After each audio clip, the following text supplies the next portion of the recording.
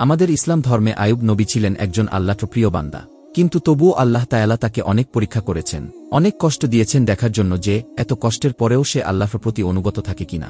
কিন্তু সব কষ্ট সহ্য করে তিনি আল্লাহর পরীক্ষায় পাশ করে গেলেন। চলুন জেনে নেয়া যাক আইয়ুব নবী ও বিবি রহিমার সেই কষ্টের জীবনী। গ্রাম থেকে বিতাড়িত হয়ে বিবি রহিমা স্বামীকে কাঁধে নিয়ে জঙ্গলের দিকে চলতে লাগলেন। চলতে চলতে গভীর জঙ্গলে এমন এক জায়গায় এসে পৌঁছালেন যেখানে চারপাশে বহুদূর পর্যন্ত লোকজনের কোনো চিহ্ন ছিল না। এই জঙ্গলের মাঝে তিনি কিছু লতাপাতা এনে তা দিয়ে ঘর তৈরি করলেন। তারপর স্বামীকে সেখানে শুইয়ে দিলেন। তখন আইয়ুব আলাইহিস সালাম আল্লাহর দরবারে মোনাজাত করলেন, হে আল্লাহ, আমাদের জীবনের শেষ মুহূর্ত পর্যন্ত যেন আমরা আমাদের ঈমানকে টিকিয়ে রাখতে পারি, আর তুমি আমাদেরকে যখন যে অবস্থাতেই রাখো না কেন, আমরা যেন সেই অবস্থাতেই তোমার উপর সন্তুষ্ট থাকতে পারি। তারপর বিবি রহিমা যে সামান্য কিছু অর্থ সঙ্গে নিয়ে এসেছিলেন তা দিয়ে বহু দূর থেকে অত্যাবশ্যকীয় দ্রব্য কিনে এনে কোনো রূপে তাদের দিন চলতে লাগল। কিছুদিন পর সমস্ত টাকা পয়সা শেষ হয়ে তারা নিঃস্ব হয়ে পড়লেন। তাই বিবি রহিমা চিন্তা করলেন মানুষের দ্বারে দ্বারে গিয়ে ভিক্ষা করে এনে স্বামীকে আহার করাবেন। পরক্ষণেই তার মনে হল আল্লাহর নবীর জন্য ভিক্ষার খাদ্য আহার করা হারাম। তখন তিনি স্বামীকে বললেন, আমি গ্রামে গিয়ে মানুষের বাড়িতে কাজ করে কিছু উপার্জন করে আনব, আপনি চিন্তা করবেন না, সন্ধ্যার আগেই ফিরে আসব।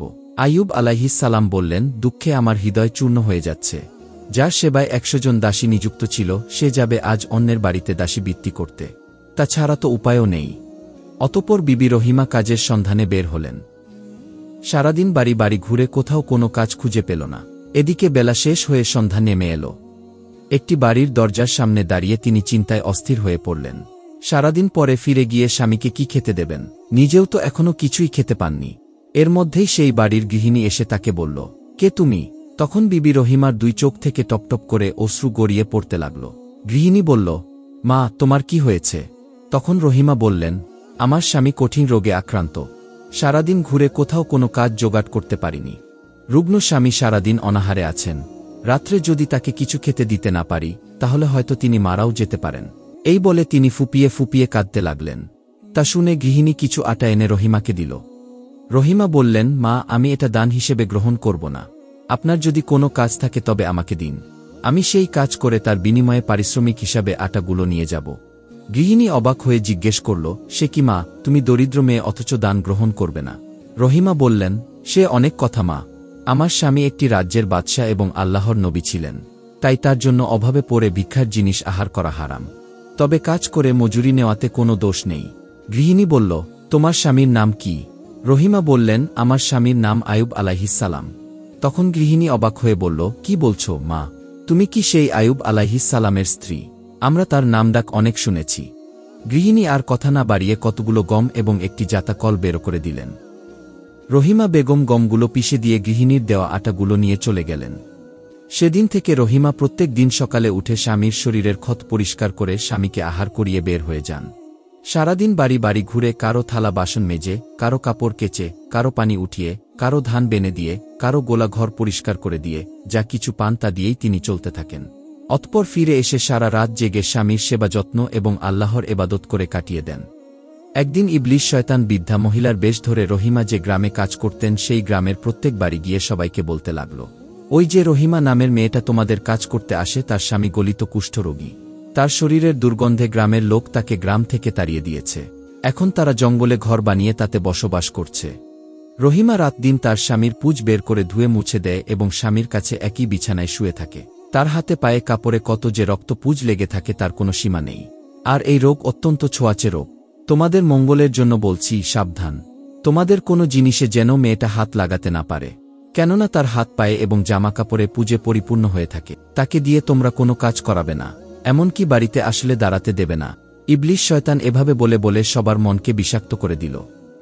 অতঃপর বিবি রহিমা কাজের জন্য আসেন, কিন্তু যেই বাড়িতে এই কাজের জন্য প্রবেশ করেন সেই বাড়ির লোকই তাকে দূর দূর করে তাড়িয়ে দিল। সারাদিন এই বাড়ি থেকে সেই বাড়ি ঘুরে ঘুরে ক্লান্ত হয়ে দূরের একটি বাড়ির ভিতরে প্রবেশ করলেন। এই বাড়ির গৃহিণীর সঙ্গে ইবলিস শয়তান একটি মহিলার বেশ ধরে আলাপ করছিল। রহিমা গিয়ে গৃহিণীকে বললেন, মা, আমার অসুস্থ স্বামী সারাদিন অনাহারে আছেন, আপনার যদি কোনো কাজ থাকে দয়া করে আমাকে করতে দিন, তার পরিবর্তে আমাকে কিছু আটা দিন। গৃহিণী উত্তর দেওয়ার পূর্বেই মহিলা বেশে ইবলিস শয়তান বলল, আমি যার কথা বলেছিলাম এই সেই মহিলা। তখন গৃহিণী রহিমাকে বলল, না বাপু, আমার কোনো কাজ নেই। তখন মহিলা বেশে ইবলিস শয়তান বলল, তার চেয়ে তুমি একটা কাজ করো, তোমার মাথার চুলগুলো কেটে দাও, তাহলে তোমাকে 2 দিন খাবার উপযোগী আটা দিয়ে দেব। তখন রহিমা বললেন, আমার স্বামী আমার চুলগুলো ধরে ওঠাবসা করেন, এগুলো কেটে দিলে তার অসুবিধা হবে। তখন শয়তান বলল, তাহলে অর্ধেক চুল কেটে দাও। এই বলে ইবলিশ শয়তান নিজ হাতে রহিমার মাথার একদিক থেকে অর্ধেক চুল কেটে দিল, আর গৃহিণীর কাছ থেকে কিছু আটা চেয়ে নিয়ে রহিমাকে দিয়ে দিল। রহিমা তা নিয়ে রওনা হলেন।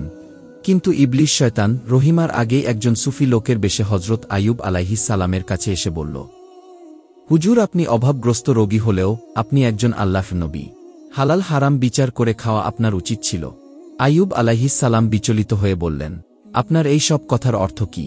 তখন শয়তান বলল, অর্থ আর কি, আপনার স্ত্রী লোকের বাড়িতে কাজ করতে গিয়ে প্রায় সুযোগ মতো আটা লবণ মরিচ চুরি করে নিয়ে আসে, তাই এখন আর তাকে কেউ কাজের জন্য ডাকে না, এমনকি তাদের বাড়িতে ঢুকতেও দেয় না।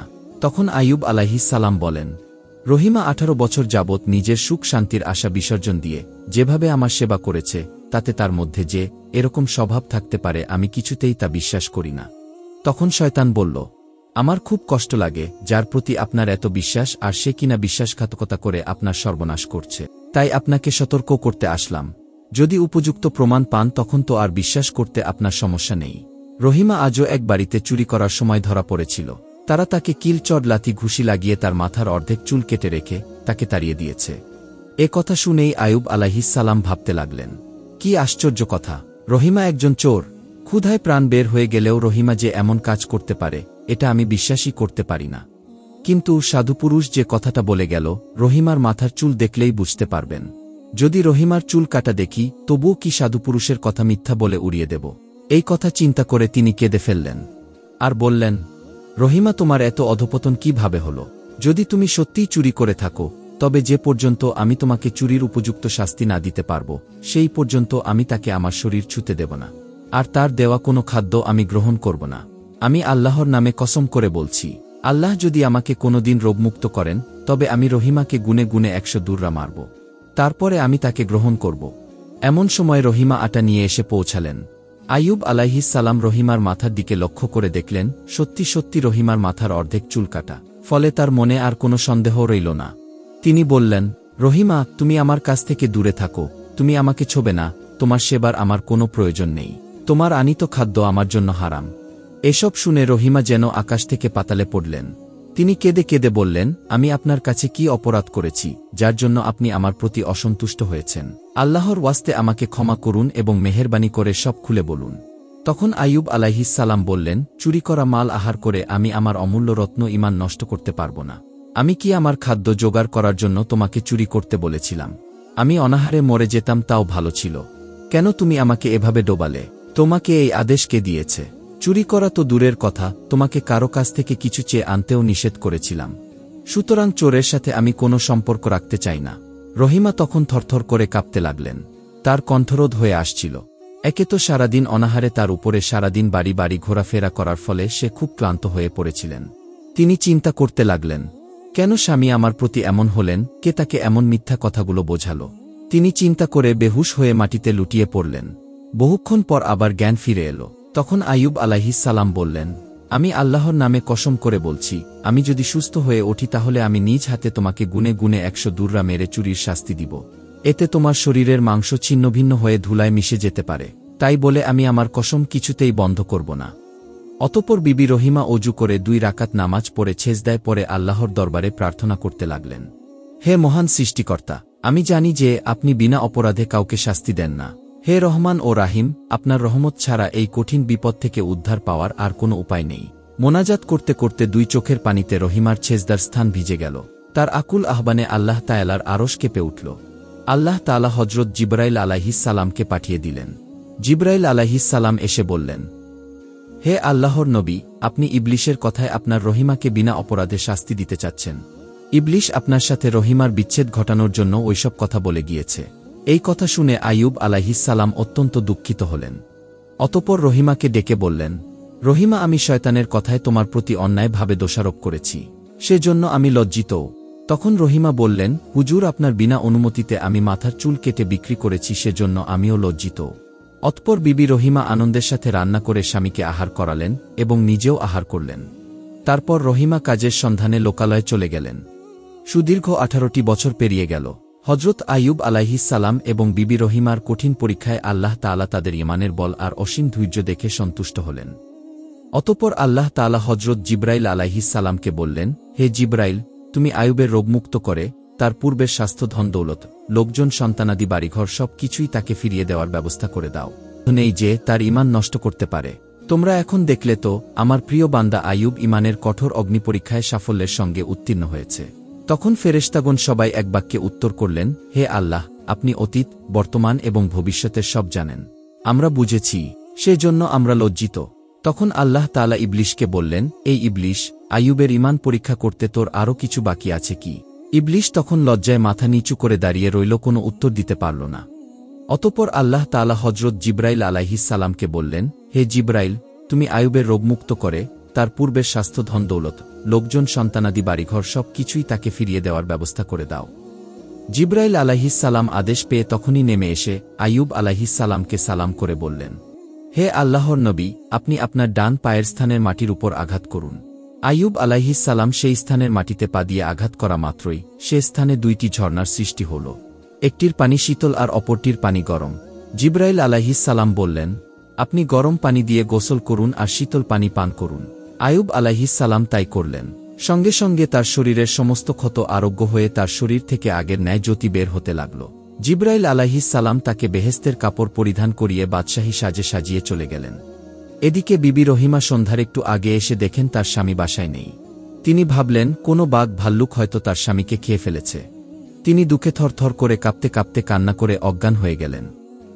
অনেকক্ষণ পর তার জ্ঞান ফিরে এলে তিনি স্বামীর মৃতদেহের সন্ধান করতে লাগলেন। তার হৃদয় চূর্ণ বিচূর্ণ হয়ে যেতে লাগল। তিনি চিৎকার করে কাঁদতে লাগলেন আর জঙ্গলের ভিতরে খুঁজতে লাগলেন। হঠাৎ দেখলেন জঙ্গলের মধ্যে একজন জ্যোতির্ময় পুরুষ আল্লাহর ধ্যানে মগ্ন আছেন। তিনি বললেন, ও মহাপুরুষ, আপনি কে? তিনি বললেন, আমি একজন বনবাসী ফকির। কিন্তু তুমি কে? কেন এত বুকফাটা চিৎকার করছ? এমন আকুলভাবে কাকে তালাশ করছ? তখন রহিমা কেঁদে কেঁদে বললেন, আমি একজন অসহায় নারী, আমার রুগ্ন স্বামীকে তালাশ করছি। তখন দরবেশ বললেন, তোমার স্বামী কোথায় ছিল? তখন রহিমা বললেন, আমার স্বামী একজন আল্লাহর নবী। আজ 18 বছর যাবৎ তিনি রুগ্ন অবস্থায় ছিলেন। আমি তাকে একাকী রেখে তার খাদ্য সংগ্রহ করতে যেতাম। আজও আগের ন্যায় গিয়েছিলাম, কিন্তু ফিরে এসে দেখি তিনি নেই। হুজুর, আপনি তার কোনো সন্ধান বলতে পারেন কি? তখন মহাপুরুষ বললেন, তুমি কি তোমার স্বামীকে দেখলে চিনতে পারবে? রহিমা বললেন, হুজুর, এটা কি বললেন? আমার শরীরের প্রত্যেকটা জোড়ায় জোড়ায় তার ছবি অঙ্কিত রয়েছে। তখন দরবেশ বললেন, তাহলে তুমি আমার দিকে একবার ভালো করে লক্ষ্য করে দেখো তো, তুমি আমাকে এর আগে কখনো দেখেছ কিনা? রহিমা এতক্ষণ তার সাথে কথা বললেও তার মুখের দিকে তাকায়নি। এবার তিনি তার মুখের দিকে লক্ষ্য করেই আনন্দে চিৎকার করে বলে উঠলেন, একই, আপনি তো আমার স্বামী। বলে রহিমা কান্নায় ভেঙে পড়লেন। তবে এবারের কান্না আনন্দের কান্না। আইয়ুব আলাইহিসসালাম বললেন, রহিমা, কেঁদো না, আল্লাহ তাআলার কোটি কোটি শুকরিয়া আদায় করো। আল্লাহ তাআলার রহমতের ধারা আমাদের উপর নেমে এসেছে। তারপর আইয়ুব আলাইহিসসালাম বললেন, রহিমা, আমি শয়তানের কথায় ভুল বুঝে আল্লাহর নামের কসম করে বলেছিলাম যে আমি যদি সুস্থ হই তবে চুরি করার শাস্তি হিসাবে রহিমাকে 100 দুর্রা মারব। এখন আমি তো আমার সেই কসম ভঙ্গ করতে পারি না। হয়তো 100 আঘাত পূর্ণ হওয়ার আগেই তোমার প্রাণ পাখি বের হয়ে যাবে। বলো রহিমা, এর জন্য তুমি আমার উপর দাবি রাখবে না তো? তখন রহিমা বললেন, প্রিয় স্বামী, আপনি আপনার প্রতিজ্ঞা রক্ষা করুন। তাতে যদি আমার মৃত্যু হয় তাহলে আমার জন্য সেটি হবে শহীদি মৃত্যু। এখন আমার মরতে কোনো আপত্তি নেই, কেননা আমি আপনাকে সম্পূর্ণ সুস্থ অবস্থায় দেখে যাচ্ছি। অতঃপর আইয়ুব আলাইহিসসালাম জঙ্গল থেকে খুব মোটা পাকা একটা বেত কেটে এনে হাতে নিয়ে প্রস্তুত হলেন। রহিমাও স্বামীর সামনে দাঁড়িয়ে গেলেন স্বামীকে কসমের দায় থেকে মুক্ত করার জন্য।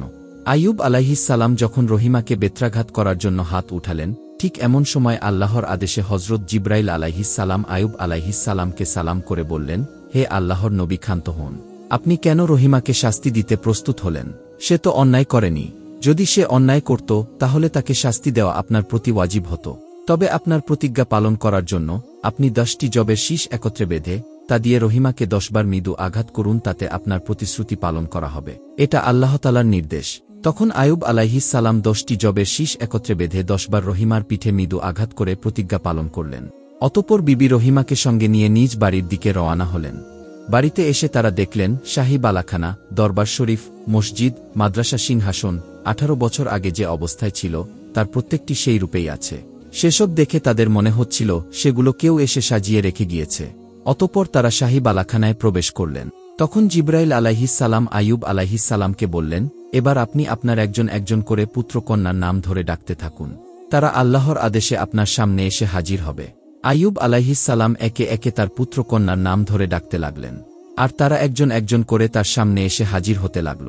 ফলে তাদের আর কোনো কষ্টই বাকি রইল না।